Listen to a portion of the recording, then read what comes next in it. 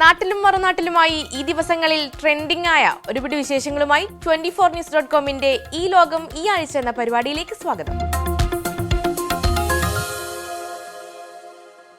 തലയാട്ടി ഭയപ്പെടുത്തി പാട്ടുപാടി ട്രോളുകൾ ഏറ്റുവാങ്ങിയ ജ്യോതി നൂറനെ ഓർമ്മയില്ലേ? അന്ന് ട്രോളുകളായിരുന്നുവെങ്കിൽ ഇന്ന് മലയാളികൾ ജ്യോതി നൂറനെ വാഴ്ത്തിപ്പാടുകയാണ്. ലോക ചാപ്റ്റർ 1 ചന്ദ്രയിലെ പ്രൊമോയിലൂടെ തന്റെ റേഞ്ച് എന്താണെന്ന് താരം തെളിയിച്ചിരിക്കുന്നു. കൂടുതൽ വിവരങ്ങൾ പൂജ രമേശ് പറയും. സമൂഹ മാധ്യമങ്ങളിലൂടെയുള്ള കളിയാക്കലുകളെല്ലാം കയ്യടികളാക്കി മാറ്റുക എന്നത് അത്ര എളുപ്പമുള്ള കാര്യമല്ല. ട്രോൾ പേജുകളിലും മീമുകളിലും നിറഞ്ഞു നിന്ന സൂഫി ഗായിക ജ്യോതി നൂറാനെ അറിയാത്തവരായി അധികമാരും ഉണ്ടാകില്ല. വ്യത്യസ്തമായ ആലാപന ശൈലിയിലൂടെയാണ് നൂറാൻ സഹോദരിമാരിൽ ഏറെ ശ്രദ്ധിക്കപ്പെടുന്നത്.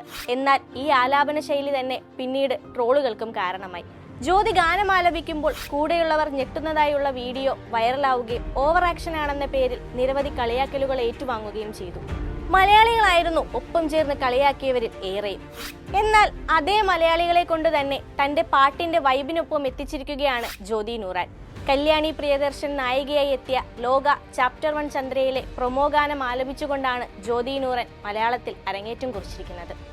ജേക്സ് ബിജോയ് സംഗീതമൊരുക്കിയ ഈ ഗാനം തിയേറ്ററിലും പ്രേക്ഷകർക്കിടയിലും ഇപ്പോൾ ഒരുപോലെ തരംഗമായി കൊണ്ടിരിക്കുകയാണ്. ഒപ്പം ഗാനം ആലപിച്ച ജ്യോതിയെ മലയാളികൾ ഏറ്റെടുത്തു കഴിഞ്ഞു. സൂഫി സംഗീത പാരമ്പര്യമുള്ള കുടുംബത്തിൽ ജനിച്ച നൂറാൻ സഹോദരിമാരായ ജ്യോതിയും സുൽത്താനയും നാട്ടിൻ പ്രദേശങ്ങളിൽ പരിപാടി അവതരിപ്പിച്ചുകൊണ്ടാണ് സംഗീത ലോകത്തിലേക്ക് എത്തുന്നത്. 2007 പഞ്ചാബി ചാനലായ MH1 നിക്കി ആവാസ് പഞ്ചാബി എന്ന പരിപാടിയിൽ ജ്യോതി പങ്കെടുക്കുകയും പാടിയ പാട്ടുകളെല്ലാം ഹിറ്റാവുകയും ചെയ്തു. MTV സൗണ്ട് ട്രിപ്പിൻ എന്ന ടാലന്റ് ഹണ്ട് പരിപാടിയിലൂടെ തുങ് തുങ് എന്ന ഗാനമാണ് ഇരുവരുടെയും ജീവിതത്തിലെ നാഴികക്കല്ലായി മാറിയത്. Highway, Singh is bling, Tanu vets Manu returns, Sultan, dangal, tiger തുടങ്ങി നിരവധി ഹോളിവുഡ് സിനിമകളിലെ ഇരുവരുടെ ഗാനങ്ങളും ഏറെ ശ്രദ്ധേയമാണ്. തലയാട്ടി ആളുകളെ ഭയപ്പെടുത്തി ഓലയിട്ട് പാട്ടുപാടിയെന്ന് പറഞ്ഞ് കളിയാക്കലുകളും ട്രോളുകളും ഏറ്റുവാങ്ങിയ ജ്യോതിയുടെ ആ റേഞ്ച് മനസ്സിലാക്കാൻ മലയാളികൾക്ക് ഈ ഒരൊറ്റ ഗാനം മതി.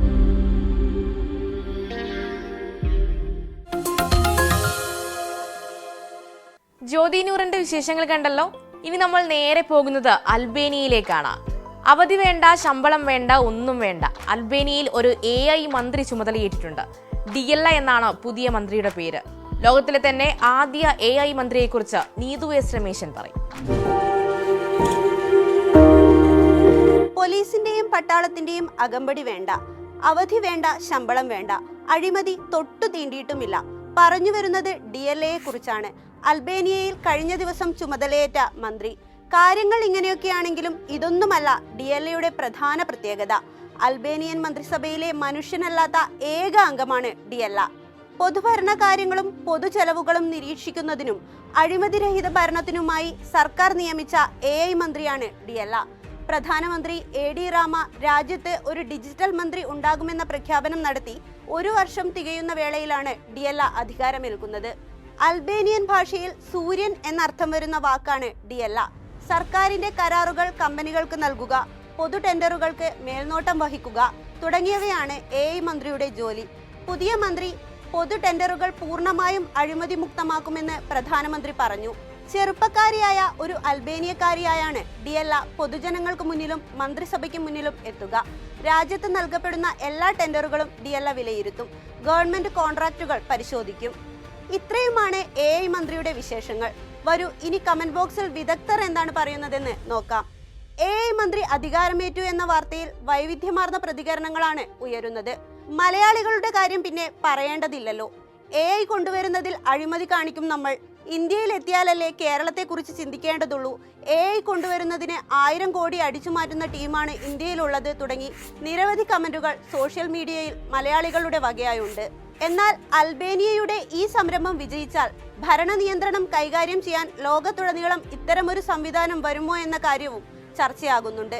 അതുകൊണ്ടുതന്നെ ലോകം ഉറ്റുനോക്കുന്ന രാഷ്ട്രീയ നീക്കം കൂടിയായാണ് ഇത് വിലയിരുത്തപ്പെടുന്നത്.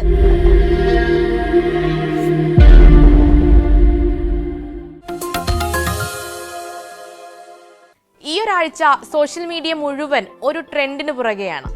Nano banana trend. ഫോട്ടോകളെ 3D രൂപത്തിലാക്കുന്ന രീതിയാണ് വൈറലായിരിക്കുന്നത്. ഗൂഗിളിന്റെ തന്നെ ജെമിനിയാണ് ഈ ഒരു AI രൂപം അവതരിപ്പിക്കുന്നത്. എന്തുകൊണ്ടാണ് ഈ ട്രെൻഡിന് ഇത്രയധികം ജനപ്രീതി എന്ന് ജയേഷ് കൃഷ്ണൻ പറയും. ട്രെൻഡുകൾ എന്നും മലയാളികൾക്ക് വീക്ക്നെസ് ആണ്. അതിപ്പോൾ പാട്ട് മുതൽ ഇങ്ങ് ഡാൻസ് വരെയായാലും. എന്നാൽ AI ട്രെൻഡിന് പിന്നാലെയാണ് ഇപ്പോൾ ലോകം മുഴുവൻ. ജെമിനിയിലെ നാനോ ബനാനയാണ് ഇവിടെ താരം. ഗൂഗിളിൻ്റെ AI ടൂളായ ജെമിനിയുടെ ഫ്ലാഷ് ഇമേജ് ഉപയോഗിച്ച് സൃഷ്ടിക്കുന്ന മനോഹരമായ 3D ഫിഗറൈനുകൾക്കാണ് ഓൺലൈൻ ലോകം ഈ പേര് നൽകിയിരിക്കുന്നത്. എല്ലാവരും നാനോ ബനാന ട്രെൻഡ് ഏറ്റെടുത്തതോടെ കടപുഴകിയത് ChatGPT ഉൾപ്പെടെയുള്ള AI പ്ലാറ്റ്ഫോമുകളാണ്. ട്രെൻഡ് തീർത്ത നാനോ ബനാന ജെമിനിക്കും വൻ നേട്ടമാണ് ഉണ്ടാക്കി കൊടുത്തത്.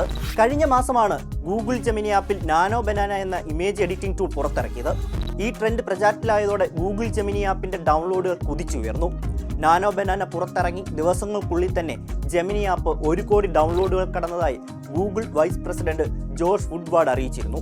ഇന്ത്യയിലും അമേരിക്കയിലും ഓപ്പൺ എഐയുടെ ChatGPT, എലോൺ മസ്കിന്റെ ഗ്രോക്ക് തുടങ്ങിയ എതിരാളികളെ മറികടന്ന് ആപ്പിൾ ആപ്പ് സ്റ്റോറിന്റെ സൗജന്യ ആപ്പ് ചാർട്ടിൽ ഗൂഗിൾ ജെമിനി 1ാം സ്ഥാനത്തേക്ക് ഉയർന്നതും ഈ ട്രെൻഡ് വഴിയാണ്. ChatGPTയുടെ ജിബ്ലി സ്റ്റൈൽ ഇമേജ് ജനറേഷന്റെ വൈറൽ AI ട്രെൻഡുകളെയാണ് നാനോ ബനാന ട്രെൻഡ് പിന്തുടരുന്നത്. ഒരു ഫോട്ടോയും ടെക്സ്റ്റ് പ്രോംപ്റ്റും ഉപയോഗിച്ച് ആർക്കും ഹൈപ്പർ റിയലിസ്റ്റിക് 3D രൂപങ്ങൾ എളുപ്പത്തിൽ ഉണ്ടാക്കാൻ സാധിക്കുമെന്നതാണ് നാനോ ബനാനയുടെ പ്രത്യേകത. കഴിഞ്ഞ മാസം പുറത്തിറങ്ങിയ നാനോ ബനാന AI മോഡലിൽ ഇതിനോടകം തന്നെ 50 കോടിയിലേറെ ചിത്രങ്ങൾ എഡിറ്റ് ചെയ്യപ്പെട്ടു എന്നാണ് റിപ്പോർട്ടുകൾ.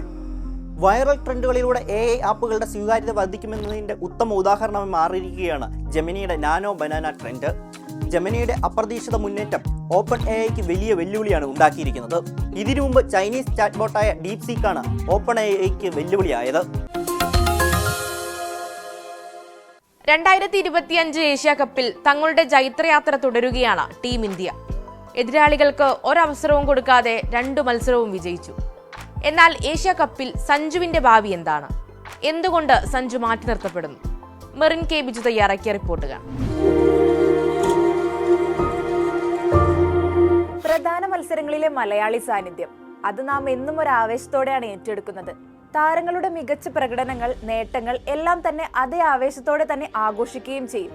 എന്നാൽ ഇപ്പോൾ നടക്കുന്ന ഏഷ്യ കപ്പിലെ മലയാളി സാന്നിധ്യം അത് നമുക്ക് ആവേശമാണോ അതോ നിരാശയാണോ? പറയുന്നത് സഞ്ജുവിനെ കുറിച്ച് തന്നെയാണ്. ഏഷ്യ കപ്പിലെ UAEക്കെതിരായ ആദ്യ മത്സരം ടോസ് വിജയിച്ച് ബൗളിംഗ് തിരഞ്ഞെടുത്ത ഇന്ത്യൻ നിരയിൽ വിക്കറ്റ് കീപ്പറായി സഞ്ജു എത്തി. ഡൈവിംഗ് ക്യാച്ചും ജുനൈദ് സിദ്ദിഖിന്റെ വിക്കറ്റും എല്ലാമായി അയാൾ മത്സരത്തിൽ തിളങ്ങി. പിന്നീട് ആ അപ്പീലിന്റെ പിൻവലിച്ചിരുന്നു. ശേഷം പാകിസ്ഥാനെതിരായി നടന്ന 2ാം മത്സരത്തിലും അദ്ദേഹത്തെ അതേ വിക്കറ്റ് കീപ്പർ എന്ന റോളിൽ തന്നെയാണ് നാം കളത്തിൽ കണ്ടത്. എന്നാൽ ബാറ്റിംഗ് പൊസിഷനിൽ സഞ്ജുവിനെ കാണാൻ ആരാധകർ അത്രമേൽ ആഗ്രഹിക്കുന്നുണ്ടാകും. കേരള ക്രിക്കറ്റ് ലീഗിലെ മിന്നും പ്രകടനം, അതേ പ്രകടനം തന്നെ ഏഷ്യ കപ്പിലും കാണാനുള്ള ആരാധകരുടെ കാത്തിരിപ്പിന് വിലങ്ങുതടികൾ ഏറെയായിരുന്നു. ഓപ്പണറായി തിളങ്ങുമെന്നോർത്തപ്പോൾ അവിടെ ഗില്ലിന്റെ വരവ്. 2ാം മത്സരത്തിലേക്ക് നോക്കിയാൽ 5ാം നമ്പറിൽ കളത്തിലിറങ്ങാനിരുന്ന സഞ്ജു. എന്നാൽ മത്സരത്തിന്റെ ഗതി അനുസരിച്ച് സഞ്ജുവിനെ മാറ്റി ശിവം ദുബെയെ കളത്തിലിറക്കി. ഇത് സഞ്ജുവിനെ മാറ്റി നിർത്തിയതായോ തഴഞ്ഞതായോ കാണാനാകില്ല. ബാറ്റിംഗ് ലൈനപ്പിൽ മാറ്റം വരുത്തിയത് ഓപ്പണിംഗ് മുതൽ പിന്തുടർന്ന ഇടം കൈ വലം കൈ ബാറ്റിംഗ് കോമ്പിനേഷൻ തുടരുക എന്ന ടീം ടാക്ടിക്സ് മാത്രമായിരിക്കണം. ഫിനിഷറായി ബാറ്റ് ചെയ്ത് സഞ്ജുവിനധികം പരിചയസമ്പത്തില്ല എന്നത് കഴിഞ്ഞ ദിവസം ടീം ബാറ്റിംഗ് കോച്ച് പറഞ്ഞിരുന്നു. പരിചയസമ്പത്ത് കുറവാണെങ്കിലും ഫിനിഷറായി സഞ്ജു കളത്തിൽ ബാറ്റ് വീശിയിട്ടുമുണ്ട്. ഏഷ്യ കപ്പിൽ ഗ്രൂപ്പ് മത്സരങ്ങൾ അവസാന ഘട്ടത്തിൽ എത്തി നിൽക്കുമ്പോഴും സഞ്ജുവിന്റെ ബാറ്റിംഗ് പൊസിഷനെ കുറിച്ചുള്ള സസ്പെൻസുകൾ തുടരുകയാണ്. ഏഷ്യ കപ്പിൽ തുടർ വിജയങ്ങൾ സംഭവിച്ചു കഴിയുമ്പോൾ ചില താരങ്ങൾക്ക് വിശ്രമവും സഞ്ജുവിന് സ്ഥാനക്കയറ്റവും ലഭിച്ചേക്കാം. സഞ്ജു T20യിൽ നേടിയ 861 റൺസിൽ 522 റൺസും ഓപ്പണറായാണ് നേടിയത്. ഇന്ത്യയുടെ ടോപ്പ് 3യിൽ കളിക്കാൻ കെൽപ്പുള്ളവനാണെന്ന് പലകുറി തെളിയിച്ച താരത്തിന് ഇനിയും അവസരങ്ങൾ നിഷേധിക്കപ്പെട്ടുകൂടാ. അപ്പോൾ ഇന്നത്തെ വിശേഷങ്ങൾ അവസാനിക്കുകയാണ്. ഇനി ഈ ലോകം ഈ ആഴ്ച അടുത്ത ബുധൻ സെപ്റ്റംബർ 24-ന്. ഗുഡ് ബൈ ഫ്രം മേഘ്ന മുരളി. Keep watching 24.